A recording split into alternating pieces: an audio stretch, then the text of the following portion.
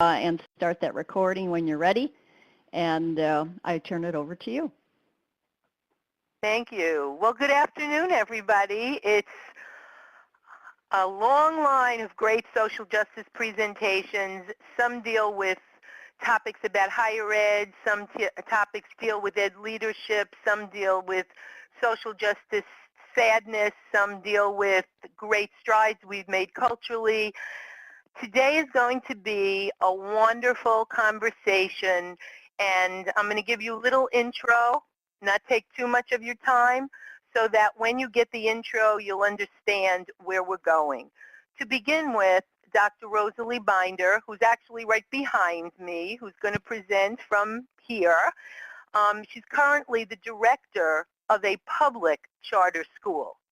Now, interestingly enough, prior to that, she was the head of a private Jewish day school for 2 decades. And as most of us move along in the field of education, she began as the director of a reading lab and then was promoted to administration, and that was the end of that.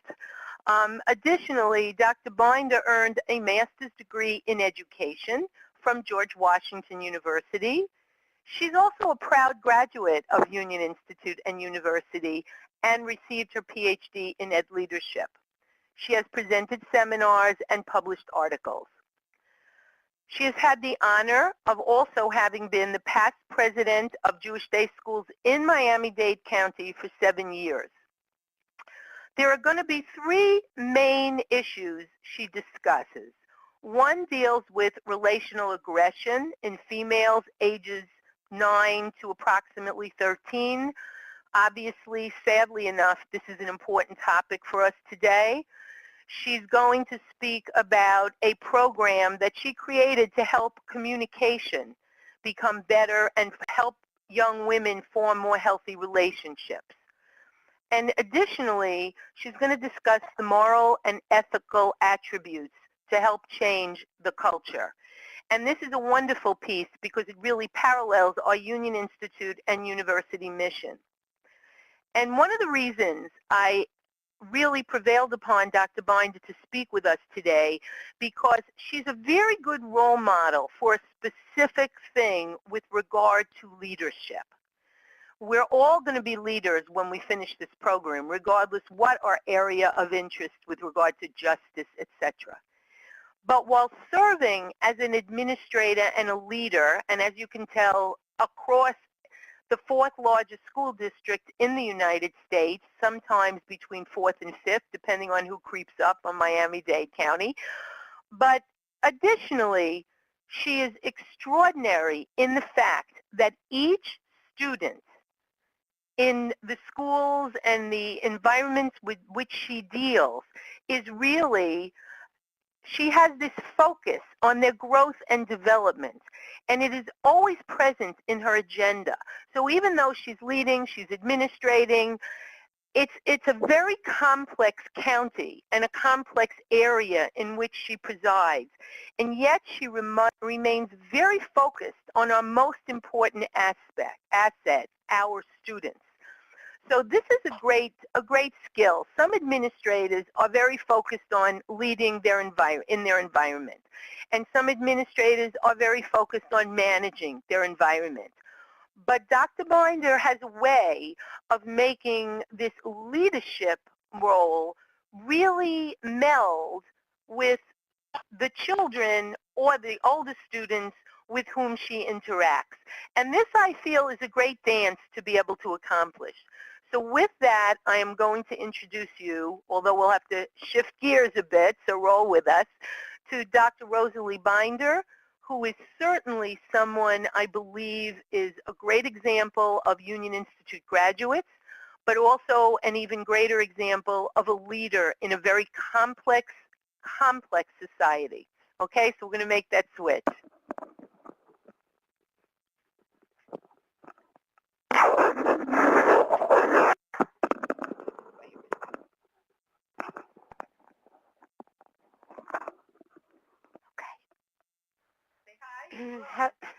Hello, everyone.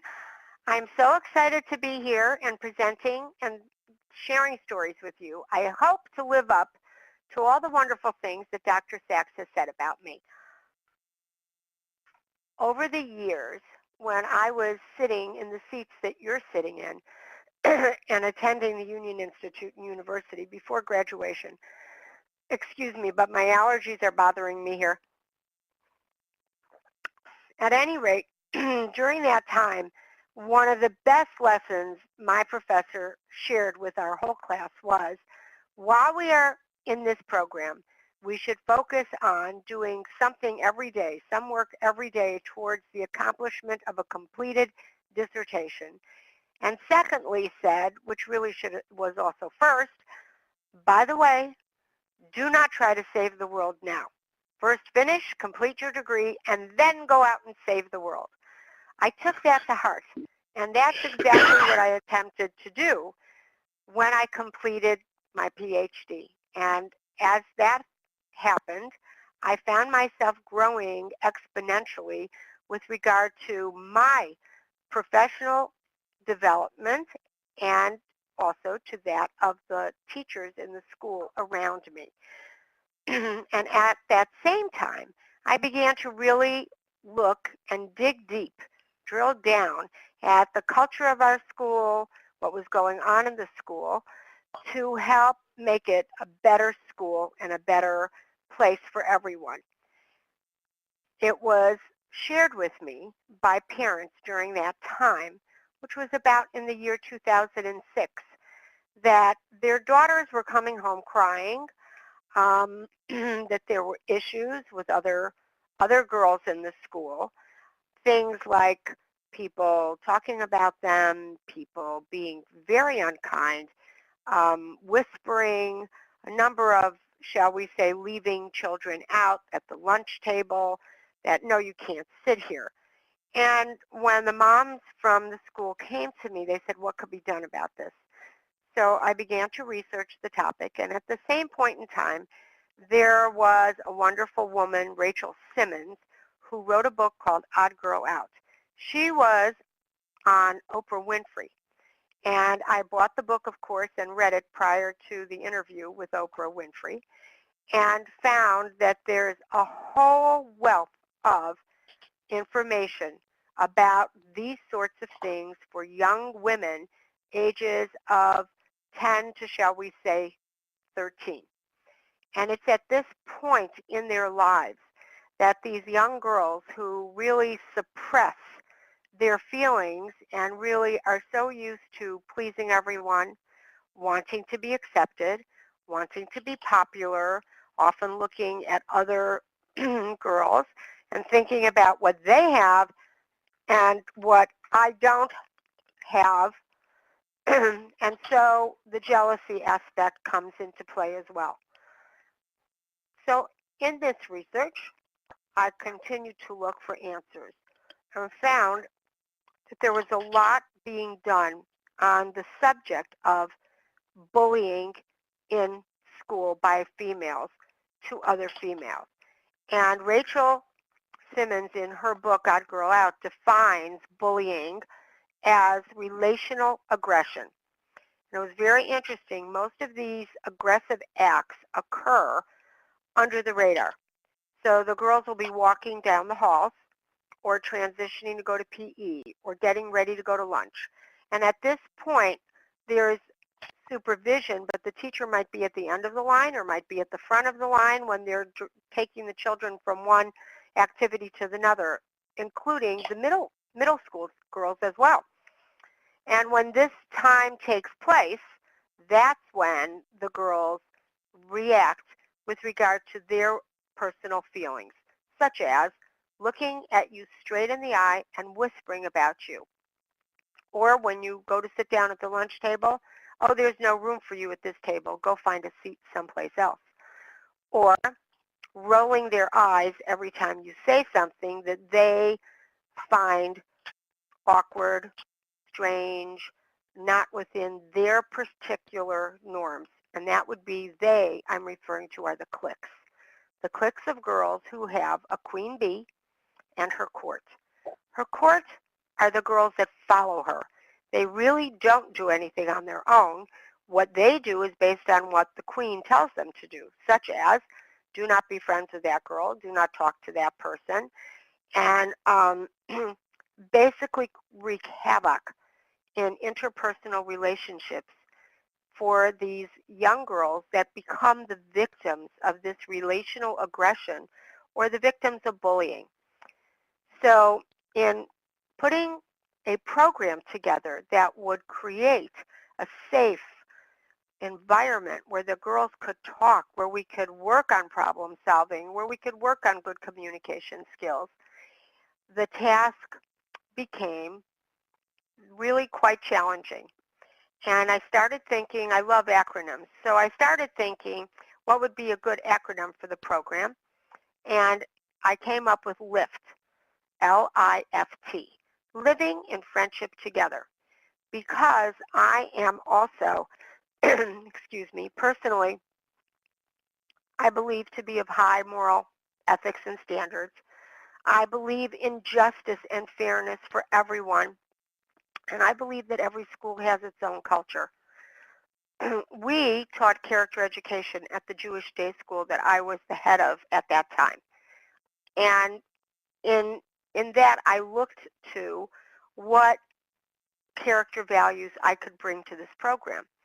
And obviously the character values were to be more tolerant, to be more accepting of each other, to be able to broaden our scope so that we could see things really as they are, not necessarily the way we perceive them to be. And of course, groupings of children getting together, namely females, a situation, a room had to be created for the girls to come. And I thought about that very long and hard and thought about, well, their moms probably would be happy to know what I was going to do, and I certainly could not do this in isolation. There is a partnership that I strongly believe in between the principal, the head of the school, anyone at a school has to foster the partnership between themselves, the parents, and the students.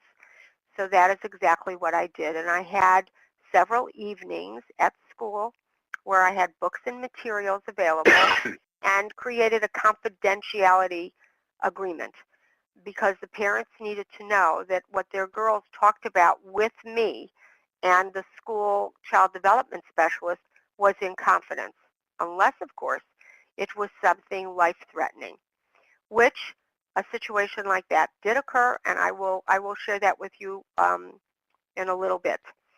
At any rate, they looked at the materials that I was going to use. They looked at the movies because the movie Mean Girls and Odd Girl Out are very, very frightening movies to see, especially if you're a mother, and especially if your child, your daughter, is one of the victims.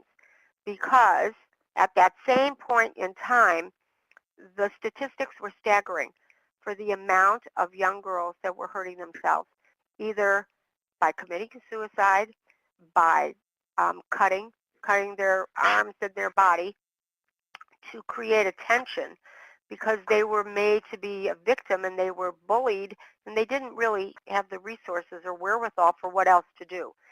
In many cases, their moms also didn't really know what to do. And in some cases, their mom was the queen bee when she was in high school, and she still is a queen bee. So please understand that the conversation on my part had to be quite delicate and careful and diplomatic. So during these evenings, I shared all the information, talked to the parents, told them that I would be keeping in touch with them and sending information to them and having further evenings, as well as there would be reflective essays. There would be times when the parents would have to fill out a questionnaire, and I would use all of this information to help further the program and further, of course, the mission and the goals of this LIFT program, which was to really teach the girls how to get along better, how to be more aware of each other, to be more accepting. So, having shared all of that with you, We then went and formed, myself and the school child development specialist, Dr. Carol Burns. We formed groups by grade level and age of about 8 children, 8 girls at a time, that I would meet with on a weekly basis. We did a variety of things. We talked about what are the kinds of things that hurt us, what do you consider to be things you like to think about when you're thinking about who would I like to be friends with? What's your criteria for friendship? In addition to that, we had evenings where we made friendship bracelets for each other, talked about the fun that we had together and how we could carry this over to every day at school. When there was a problem, the girls always had my permission to go let their teacher know that they needed to see Dr. Binder right away, and if they could please leave the class for a few minutes. And then I would set up an appointment with them at a later time to discuss whatever their concerns or worries were. And the program went on for, I would say, a good number of years.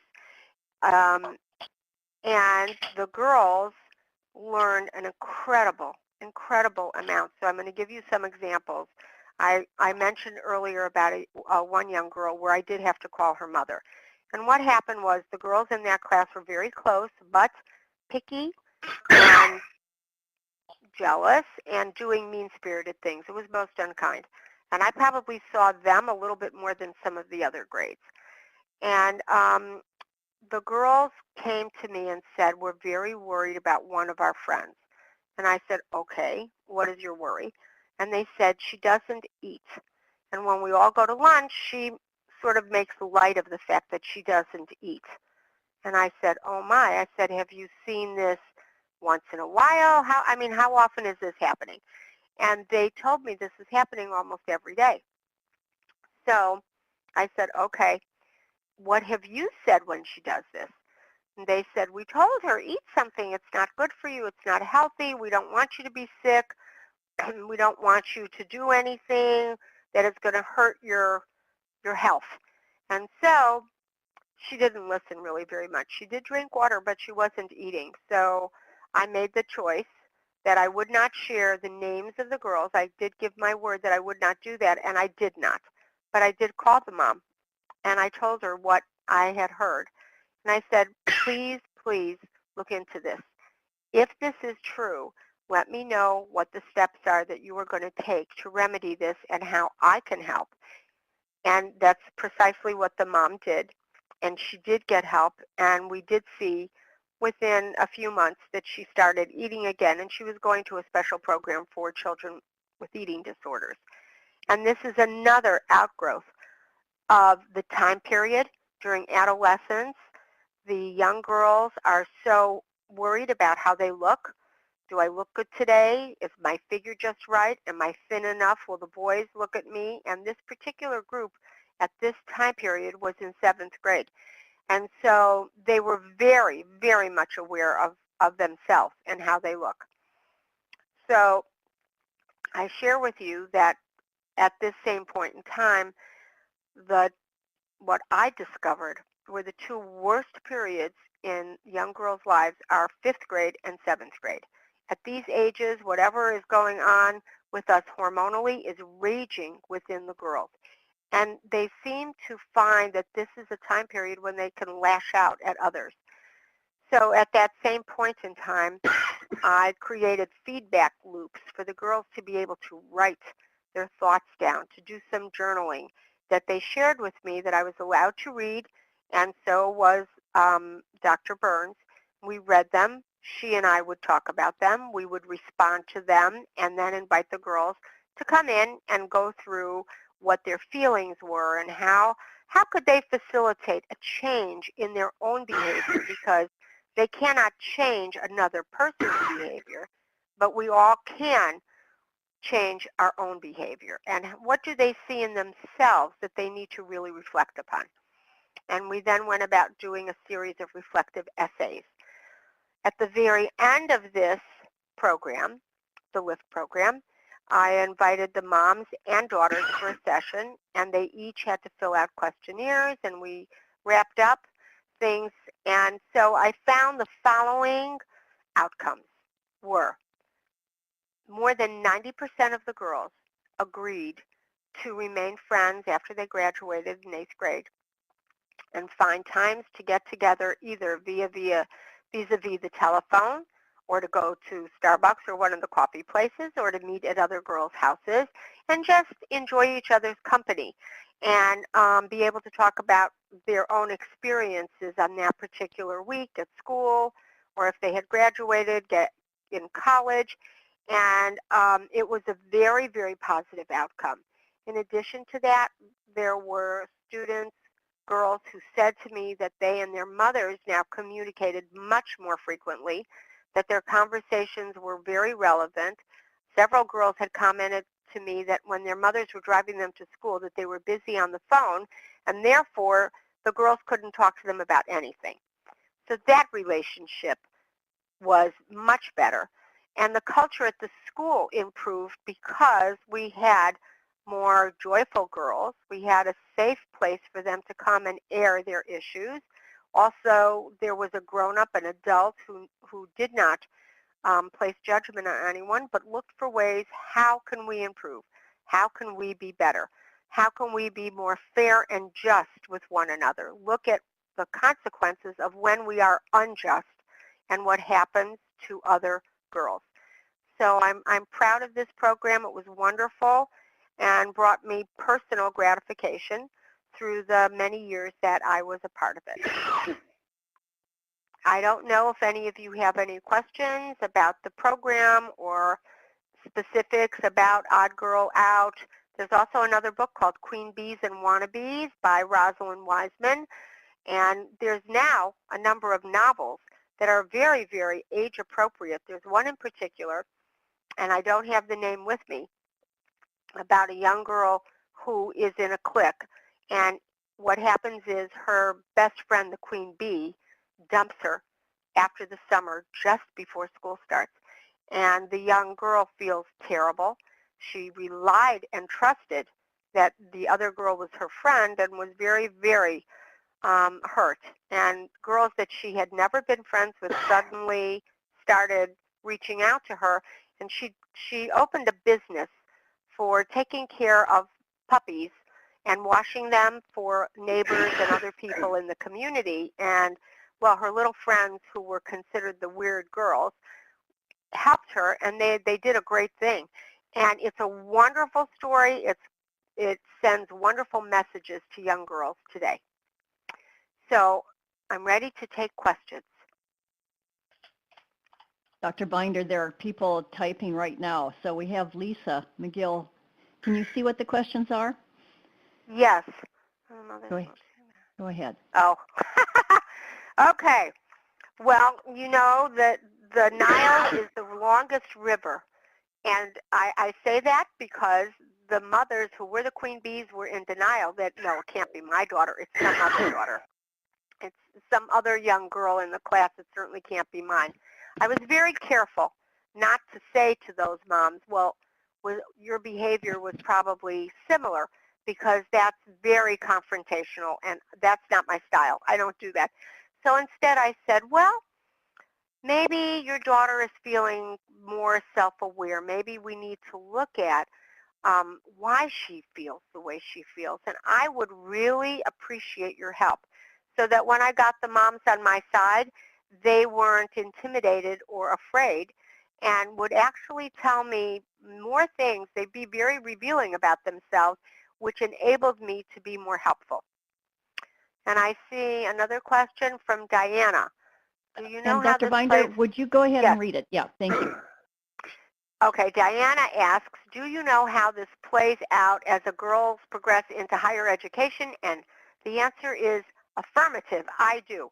My girls come back to visit me year after year after year. Luckily, where I am now, the director of the charter school, is the exact same building. In fact, I'm in the exact same office that I was in when it was a private school. The building was built by our founding fathers, but it was on the campus of the David Mary Alpert JCC Community Center. And so we leased the property. So when the school closed, the property then became leased to the Ben Gamla Charter School, and I was offered this position. So I virtually have never left my office. So when the girls come back to me, they proudly tell me about where everybody is, if they're away at college.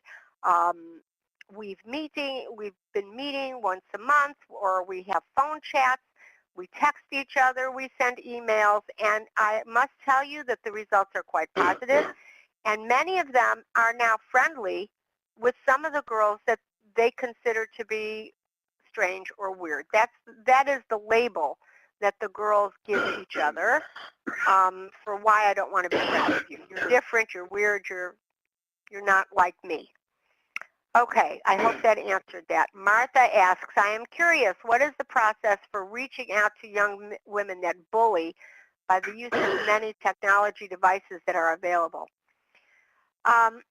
First of all, there are now laws about that, and there are applications in place where you can find the person who's doing the bullying vis-a-vis technology, and if you are a parent and you uncover that, you take that evidence directly to the school. The school is required to deal with it, and you also may call the police department.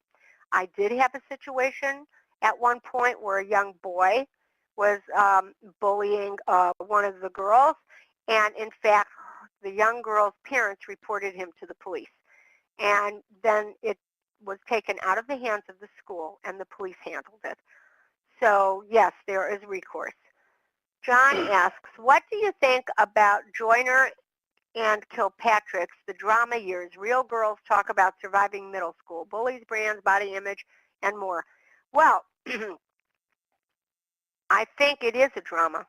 I had a school with drama queens who every single thing was on a scale of 1 to 10, everything was a 10, which is one of the things we discussed. Is everything a 10, or can some things be a 5? Could they be a level 3, or maybe even a 1? And we need to identify what is the really important stuff and what is not. And middle school, traditional middle school that is only middle school, is probably one of the worst places the girls can be, because then it's like bullying exponentially by numbers. There are so many girls who misbehave and do these terrible things, where when you're, like my school was a K-8 center, so you've got all ages, and you have a very different school culture. And one needs to look at the school culture very critically. Dr. Binder, hang on John. just a second. I just want to, somebody has a very bad cough, and I really, we're feeling terrible for you, but would you also mute your phone? Thank you. Go ahead. Oh, okay. Just 1 minute, and I will try to find the mute button here. No, not you, Dr. Binder. It's a Oh, gentleman. that person. Okay. Excuse me. Pardon There me. you are. Thank you. John asks, why does this problem happen in the first place? Does it have something to do with the greater culture of the country? Well, I think now is a very different time period than when I started this group in 2005. This is 2013 already. So 8 years later, yes, I think there are parents today who are not parenting, and for a variety of reasons. And when it comes to the girls, again, I'm going to say to you, I think if a mother believes that her daughter is socially acceptable by everybody else, she doesn't bother looking into anything else. On the other hand, the only ones you hear from are the ones who are being bullied, and I think our culture has come full circle to a place now where the school almost operates in place of parents. They drop them off, and they don't want to hear anything, certainly not anything negative. And so you have a lot of that. I will say we're a small public charter school. Our school has 250 students in our building, And because of that, a lot of what goes on is much easier to manage. But I do think it's a societal problem, and our whole country needs to look at all of these things. There are questions coming, but I have a question regarding is the same strategies to build awareness for girls applicable to boys, or is there some difference in gender? The question was about whether this is applicable to boys because there's a difference in gender. There is certainly an amount of boy bullying. Similarly, well, they'll flick your head, and they do it also under the radar when they're online to go to lunch or to go to PE, when the teacher is not right in front of you, or any adult is not right in front of you. And so they take liberties. And the difference with the boys is they're more powerful physically. And because they're more powerful physically, another young boy might feel very intimidated, very frightened when something like this happens. And the boys are sometimes very uncomfortable sharing this at home because it makes them look less than a man, where the girls seem to not be as nervous about sharing what is going on with their mom and dad, or either parent, or both. I think at this point, the thing with the boys is the same. The whole point here is they don't like being different. They don't want to be considered the different ones, the one that marches to a different beat. And I think that that's very important to consider, that everybody wants to be accepted. Everybody wants to be really the same. They don't really want to be self-reliant, and you have to teach them. And I don't mean to give them the language. We can't tell them this is the language. We have to let them think and come to a place where they find the words that are more acceptable, that are more encouraging, and where you can say to a person, you know, I don't like it when people push me, for example. I don't like it when people push me in line. I don't like it when people deliberately trip me when I'm walking into the cafeteria. I think that making the victim stronger and being able to navigate through that muddy water is also extraordinarily helpful. And usually all they need is one friend to help them, one person who sort of stands beside them. You know, a lot of times when bullying is happening, there are lots of young people watching and doing nothing and saying nothing. I encourage the classes to stick up for the person that's being bullied. Tell the other kids to stop it. Tell them, please stop it now. I'm going to get an administrator. Or if the school has a security guard, I'm going to get the security guard. It's important because the bully, truthfully, is a scared little rabbit. But we can only get them to stop if they know that they are now meeting challenging people who are going to stop them. Oh my goodness, there's so many questions. I've opened up Pandora's box. Rita, in my area, the YMCA has a program that I volunteer with called Teen Esteem. We go into the schools to meet with girls in grades 7 and 8 to offer workshops to help build self-esteem. One workshop called Relationships That Rock deals with friendships and bullying. Do you have any similar in your area? Yes. All over, I'm finding that there are more and more situations that crop up like that. The girls need an opportunity to talk. They need an opportunity to learn from people who are articulate, who are open-minded, self-reliant, to give them ideas. You know, sometimes I tell the younger kids, you know, if you compliment the bully, they don't like that. And they say, what, Dr. Binder? And I say, yeah, tell them thank you. They said, thank you? I said, yeah, tell them thank you, that they must really like you and want to be your friend, because look at how many times they notice you. And I said, the bully's not going to be happy with that because they don't want you to say that to them. So some of the kids have tried it, and it has been effective. I find that any words of wisdom that we could give them using other famous authors, other psychologists who have written things about this subject, have some excellent ideas. Now I'm going to go to, I don't want to lose my place, to Anne. Is character development and empowerment a formal part of your school's curriculum?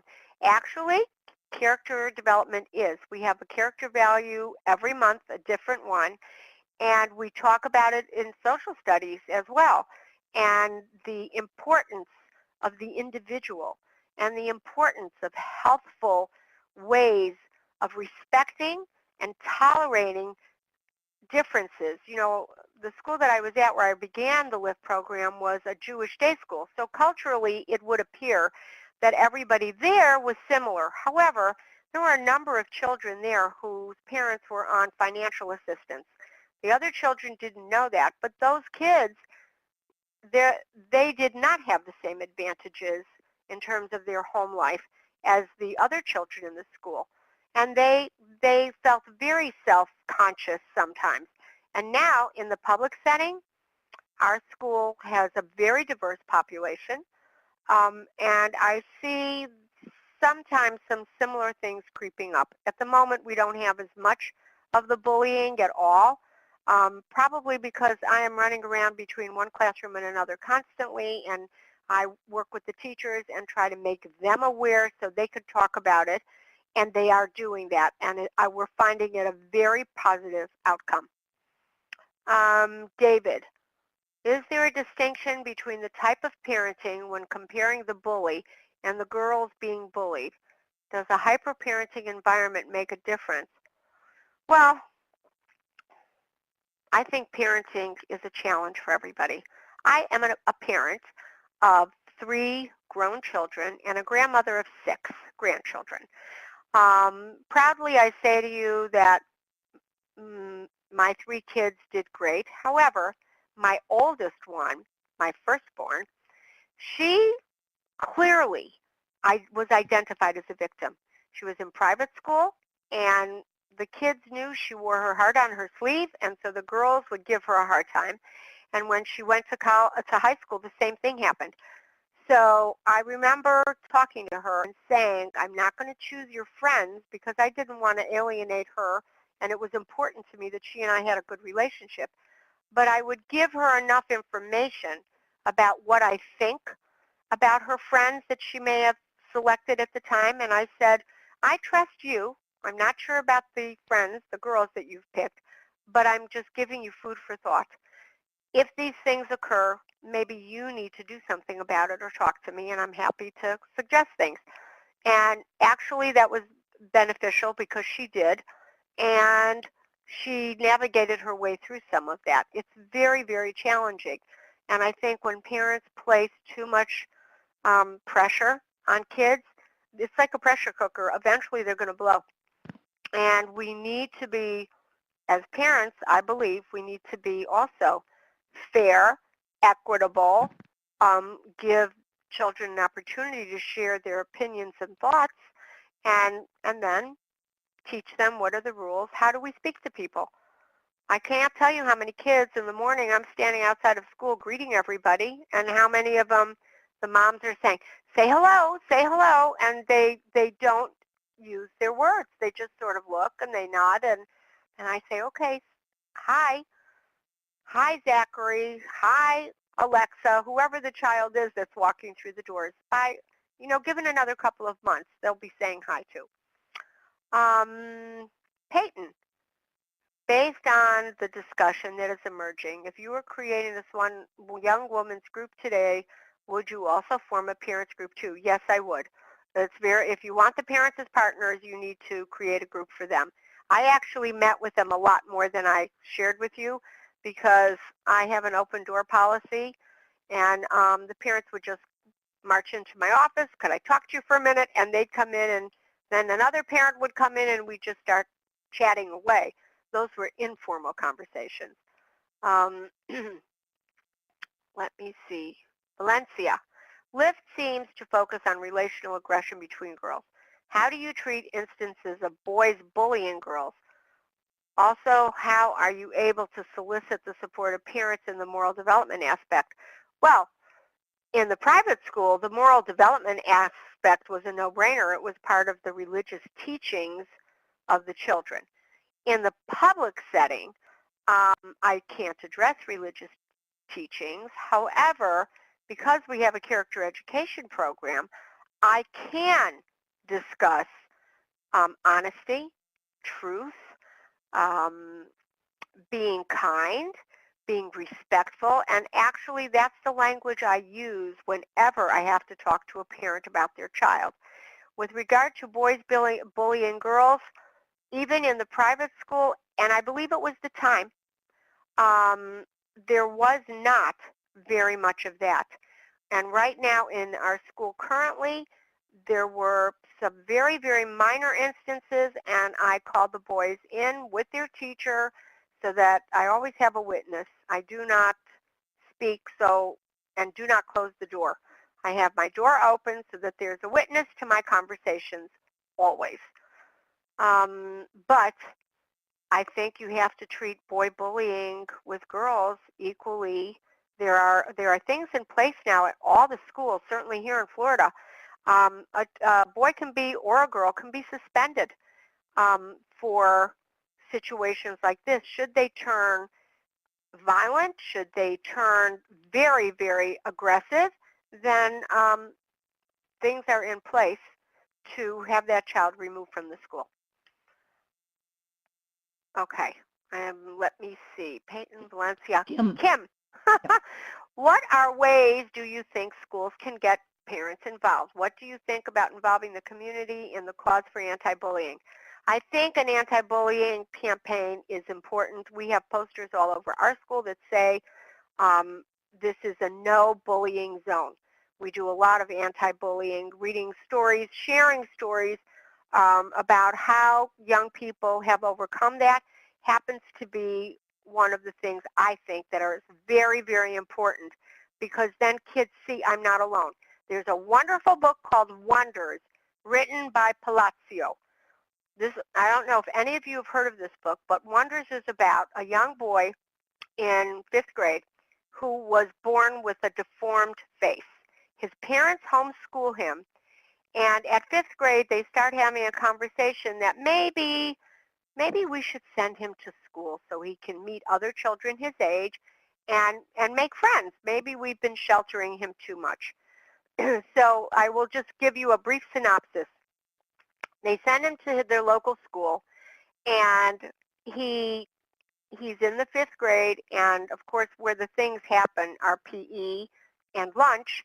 So he goes into the lunchroom, and there's a group of children, girls and boys, sitting at a table, and there's a space, and he says, "May I join you?" And they say, well, the girls say no. So he goes to another table. They do the same thing. So he sees a table at the end of the cafeteria where nobody is, and he goes over there, and he sits down, and he's eating his lunch, and his eyes are focused down on the table. He's not looking at anyone. So a young girl walks in, goes over to the table where this boy is, and says, "Hi, may I join you?" And he looks, and he's very startled because he's been turned away now. And she sits down. He says, "Yes." And she sits down, and with that, one of the little bully girls from the other table comes over and says, "What are you doing sitting here?" And she said, "Well, would you like to join me?" And the girl says, "No. Why don't you come and eat with us?" And she looked, and this is really quite brave. She said, "Because I don't want to. I want to sit here." So needless to say, the story continues about the forging of this relationship between this girl and this boy. Now imagine, if you will, that this young girl, who by the way was very popular, took it upon herself to befriend this boy. And you know, it takes situations like that to show children it can be done. So I recommend that book. John, do Latina girls behave in a similar manner? I would imagine a cultural difference from dominant Anglo culture. That is to say, what is the cross-cultural element here? Well, I see. I have many Latin girls in my school, and I would say to you that they're really very warm and welcoming for the most part. Could there be a situation like this? I'm sure. Nothing is 100%. But so far, I have witnessed, and this is my third year at the school, I have witnessed none of this with the more prevalent Latin population. And the Anglo girls that are in the classrooms with these girls, they all get along very well. Martha, I am wondering if you have heard of bystander training. It is a program that teaches young people, yes, how to stand up. It is being used with great success on college campuses, specifically around alcohol, drug issues, and it can be tailored for young middle school students. It begins with the notion of self-concept, self-esteem, and goes from there. Yes, you know, children come to us in kindergarten, and I've witnessed this. I've been in this field for over 30 years. They already come with self-esteem or lack of it. They were not living with me, these kindergartners. They were in preschool at another school, and they were living with mommy and daddy. And, you know, one of the things about self-esteem is if a child doesn't have it, if you look a little further, you're going to find a very critical parent so that that child, they're smart and they realize I can't win for losing, and they begin to doubt themselves and not see themselves in the light that they should be seen in. And I believe we do an injustice, a grave injustice to children when we don't jump up and down for their triumphs. I'm not telling you to be false because the kids are smart and they know you're being false. I'm talking about being genuine and pointing out, wow, you know, you're the best artist of anyone I know, for at least that I see on a day-to-day basis, or you know what, you're the kindest kid I know. Find something. There is something about every single person that we can see the good in and keep nurturing that. I think all too often there's a lack of nurturing. Valencia, I understand the importance of working with a child who is bullied to prevent disastrous outcomes. However, what, if any, work do you do with the child who is actually identified as the bully? Oh, we have conversations. I've invited the bully in my office. I've explained to them. We've talked about it. I've invited their parent to come. We've had the school psychologist talk to them as well. And there are many children who, the bully is a bully because they have a hole somewhere inside them. And it's just much easier to do this to others. And if you can get to the core of their bullying behavior, you can help them. And the idea is they need to have someone to talk to. Excuse me. They need to have someone to talk to they trust. Trust, by the way, is the biggest element involved in all these programs. You'll have to excuse me. There's the allergies. Not a problem. Take your time. I apologize. Trust is the biggest factor. I have maintained it's very important to establish a trust environment with children, young adults, whereby they feel comfortable. You must always, always, in any of these situations, be careful, be responsible, because there are some adults that are not trustworthy when it comes to kids. And unfortunately, not all the security systems find people who do wrong things to children. And I'm talking about abuse, I'm talking about pedophiles, and I think we all have to be mindful of that. And that's why I always leave my doors open so it shows the kids it's safe. I will sometimes invite the teacher to come in, and we whisper or talk softly, but it's after that I also call their parents or call them prior, let them know this and this is what happened, this is how I handled it, I hope it met with your approval, and it's worked to my benefit all these years. So I think the more communication, the more you share, but remember, the person sitting across from you is the mother or the father or both of that child. They don't want to hear you saying your child is a bully, a disgrace, or this or that. So you have to approach this from tangible things that may have happened and what can we do to help this young person? How can we curb this? How can we make them be a better person with our leadership and guidance? Frederick, of your 250 students, what is the diversity makeup of the student body you serve? What things do you do to meet the diverse needs of serving students from other cultures? Well, okay, it's an interesting question. Of course, being in the public sector, I'm not allowed to track certain things, but I do think I need to share with you that my charter school, every charter school has its own personal mission. Our charter school is the Ben Gamla Hebrew English Charter School. It's the first Hebrew English charter school in the United States. There are 5 schools currently throughout Florida, and there are charters for many more. And what happens is, because we're a public school, anyone who comes, of course, can be accepted, but the first language is English and the second language is Hebrew, and they do learn about Israel. There is no religion taught in the school because that's against the law. It's the separation of church and state. So what we do is we teach the language just like we would teach any language, Spanish, German, and if we learned about the countries, Spain, Germany, and Israel, we learn about their geography, their resources, their culture. And so this particular part of the culture, which would be Israel Hebrew, is part of the school's culture. So do we have a community of families that of both, interestingly, the culture of Judaism and the religion of Jewish people? Yes. Do we have people who are not Jewish? Absolutely we do. But I can't tell you how many and how many because it's not legal for us to track that in particular. I can tell you that it's a wonderful situation having so many cultures because in that case, no one culture is singled out. It's a wonderful, diverse school. And in fact, we do every year, we study Black History Month. We study Latin history, Hispanic culture and history. And I find it to be both challenging as well as informative, enlightening, and it really, to this moment, is a very happy place.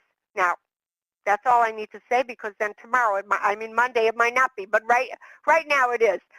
Henry, how do we monitor our progress in mitigating bullying in schools, given that most incidents are not reported to our administration? Well, actually, I did track them, and one of the outcomes of my program, first of all, it's important to understand that if you create a proactive program in a school, you will reduce bullying and any of this by 80%. And there's research out there that supports this. Because we proactively put a program like this together, we found that from week after week of doing things together, whether it be during school or in my public school right now, I would probably offer an after-school program.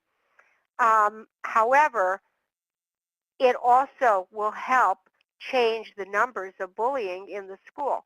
I think there's much more awareness of what bullying means. I do think also that people mistake the definition of a bully and somebody who just wasn't nice.